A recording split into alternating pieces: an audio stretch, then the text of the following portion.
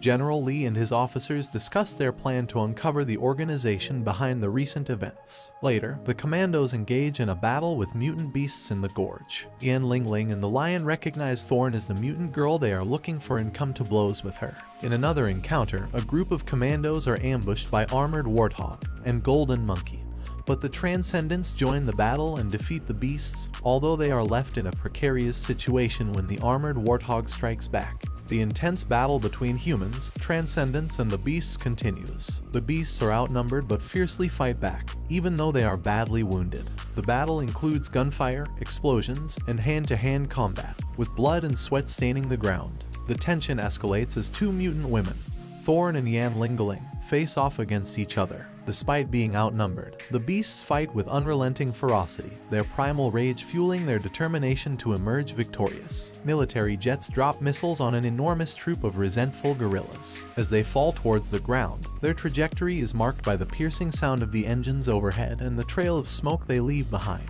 The missiles appear deadly and elegant, with dark metallic surfaces and pointed red warheads that gleam menacingly even in the murky sky. It is a striking sight, as one after another missile blows on the foothill of the gorge. The abrupt collision of their explosive payload causes a thunderous explosion, which in turn causes destruction by sending shockwaves coursing through the air. Curious, the commandos gather around at a distance to analyze the lethal destruction of the missiles on the troop of guerrillas that fell prey to it. As the smoke and debris clears, the guerrillas emerge from under the rubble alive and unscathed. The ground shakes beneath their massive feet as they cautiously make their way out of the rubble, and their howls are thunderous. Despite the chaos around them, their strong and powerful bodies remain steady, a testament to their resilience and strength. As they look around at the destruction, their intelligent eyes seem to take in the full extent of the damage. Despite the danger, the guerrillas move forward with a sense of purpose, their determination unwavering. Meanwhile, the God Tree is skeptical of the caliber of the missiles that penetrated him.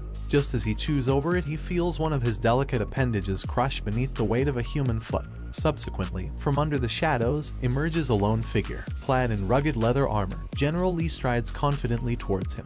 His muscles ripple beneath his skin as he scans his surroundings, searching for any sign of the beast that lay in wait.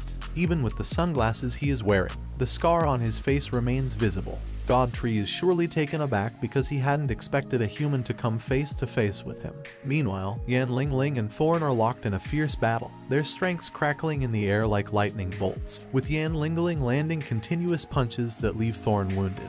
As Yan Lingling intensifies her attack, Thorn coughs up even more blood. Clearly, Yan Lingling shows the upper hand, her eyes blazing with a fierce intensity as she persists to unleash a barrage of attacks against her opponent. She shouts at Thorn, commenting on her strong rural scent that causes her to feel nauseous. Thorn, her movements slower and more hesitant, struggles to defend herself against the onslaught. Sparks fly as the two clash, their powers colliding in a dazzling display of energy. Yan Lingling attacks relentlessly, her every move calculated to maximize the damage inflicted upon her foe. Just as Yan Lingling is poised to strike Thorn with another blow, White Tiger appears and leaps to her defense, attacking Yan Lingling and drawing blood with its sharp claws. Yan Lingling's partner, the lion, quickly intervenes to protect her. Thorn gazes at the injured Yan Lingling with a sense of regret, despite her being her enemy, as her eyes betray a hint of pain. The White Tiger commands Thorn to immediately head to the God Tree, as one after another of the beasts falls in battle. Thorn is taken aback upon hearing the tiger speak, as she had not anticipated its ability to communicate. The White Tiger emphasizes that their only hope lies in the spiritual forces behind the God Tree, and warns Thorn that all of the beasts will perish if she does not leave to find it. Although Thorn initially protests, wanting to stay and defend her land against the invaders, the White Tiger silences her with a deafening and intimidating howl. With the assistance of her vines, Thorn rushes off without delay to seek out the God Tree. At that precise moment, the Transcendents arrive to prevent her from escaping, accompanied by a larger group of army commandos who aim their weapons at her in an attempt to halt her progress. Despite their efforts, she refuses to budge, and the White Crane shields her from the barrage of bullets, sustaining severe injuries and shedding tears in the process. It is evident that the beasts are powerless against the overwhelming Transcendent army. Thorn is overwhelmed with helplessness and grief for her fellow creatures, and tears stream down her face uncontrollably. Initially, the White Crane had no interest in taking sides in the conflict between humans and beasts, as it saw no purpose in the battle and felt no emotional attachment to either of the girls involved. However, as it had interacted with other creatures, it began to comprehend the desire for revenge that fueled their determination. As its comprehension of the situation deepened, the White Crane's agony intensified, and it had made a vow to get involved if the same crisis ever recurred. Thus, it stands before the current crisis with a fierce determination so unshakable that even severe injuries could not deter it. Standing resolutely in the Transcendent's path, the White Crane prevents them from reaching Thorn. As the White Tiger approaches, the Transcendents multiply rapidly, transforming from a small group to a vast army in a matter of seconds. The White Tiger recalls the God Tree's warning that the power of the flesh could be dangerous, and that the body's power would weaken as a result. He had said, in such circumstances, he must be prepared to stand his ground in the face of the opponent. After all, he is the king of all beasts. Recalling this advice, the ruler of the animal kingdom unleashes the power of the flesh. The chapter begins with a hypophora directed at the White Tiger. When exactly does the attitude of a king begin to show in them? Is it from the moment they leave their mother's side? Or when they achieve their first successful solo hunt?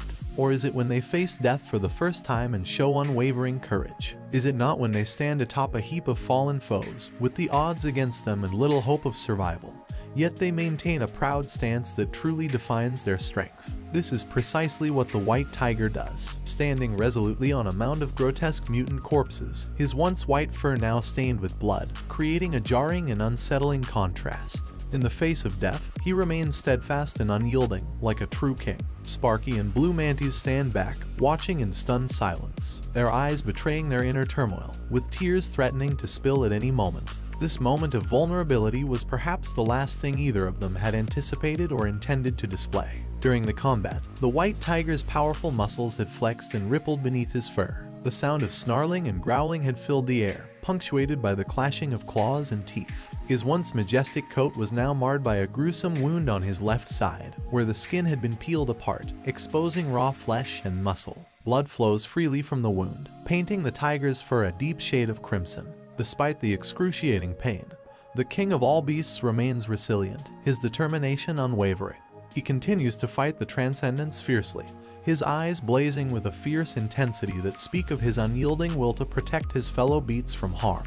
The sight of the tiger's torn skin is a testament to the brutal reality of the battle, yet it also serves as a reminder of the incredible strength and resilience of the animal kingdom's ruler. In the midst of the chaos, the armored warthog's wounded body is tended to by Honey Badger, who uses makeshift and traditional healing methods with certain leaves. Both of them sit huddled together inside a large tree log, trying to evade the Transcendents. Despite their injuries and the loss of blood, they refuse to back down.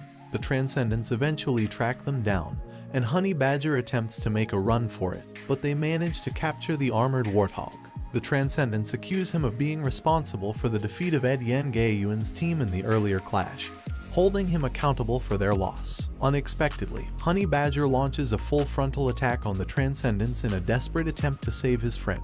The Hammer Girl and her cohorts unleash their powers upon him, striking him with all their might. Despite the vicious onslaught, Honey Badger manages to escape underground, leaving the Transcendents confused and unsure of how to proceed.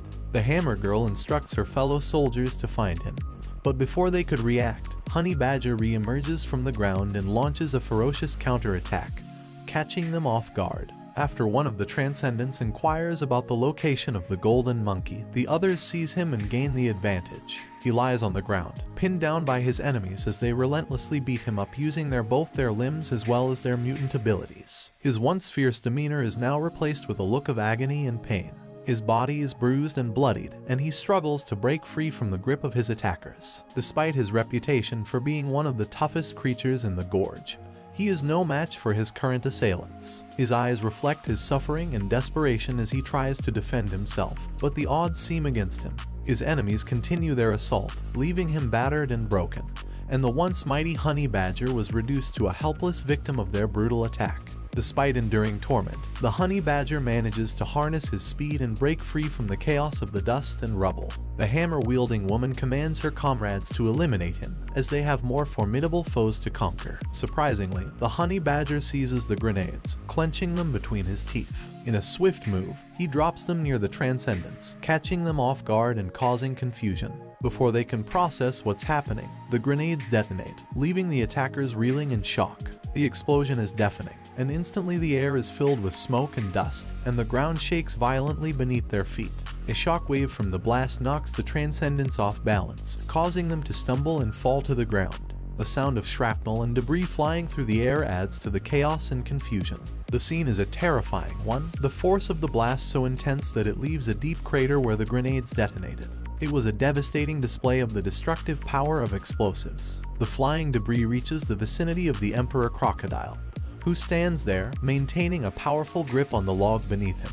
Despite the chaos of the ongoing battle, he stands poised and ready, exuding a sense of strength and grace through the thorns adorning his body. The end. For now,